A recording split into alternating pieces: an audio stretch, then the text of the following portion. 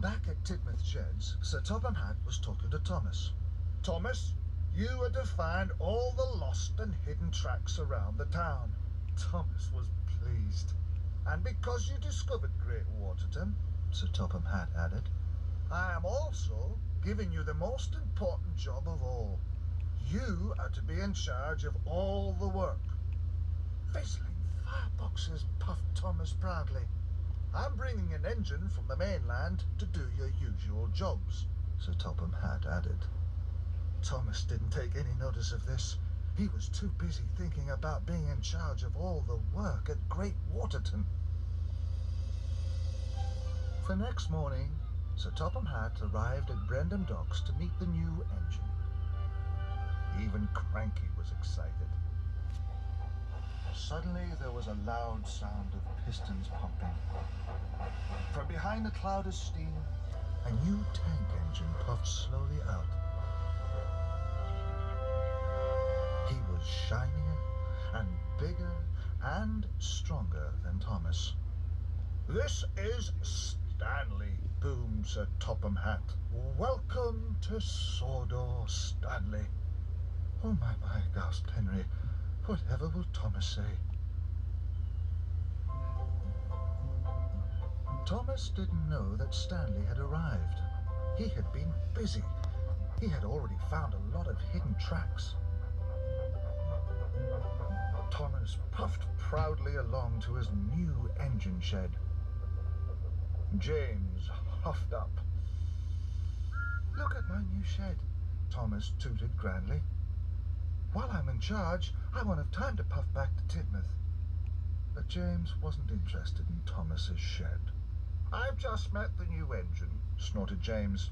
"He's called Stanley. He's very friendly. Everyone likes him. He's doing your jobs very well." Thomas was surprised. Suddenly, his new shed didn't seem so important.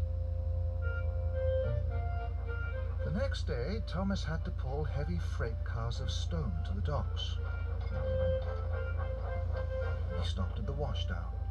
He saw a shiny new tank engine. "That must be Stanley," he puffed to himself. Stanley and Percy were playing and joking. Both engines had told the workmen to pour on more bubbles.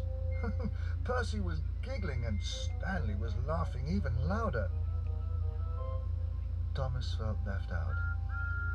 He tooted to his friend, but Percy was too busy having fun.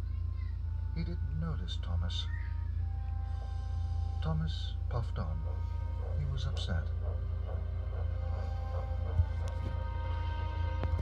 Later, Thomas stopped at a junction. Gordon was waiting. Suddenly, with a whoosh and a whistle, Stanley raced onto the main line with Annie and Clarabel. They were having a wonderful time. They clattered straight past Thomas.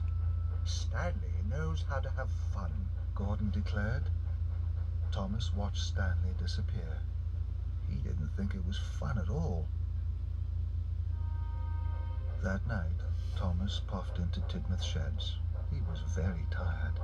Tonight, he wanted to be with his friends. "Cinders and ashes," he gasped. Stanley was in his berth. Stanley blew a high sound from his whistle. Then Gordon blew a low sound. And Emily trembled a sound no one had ever heard before.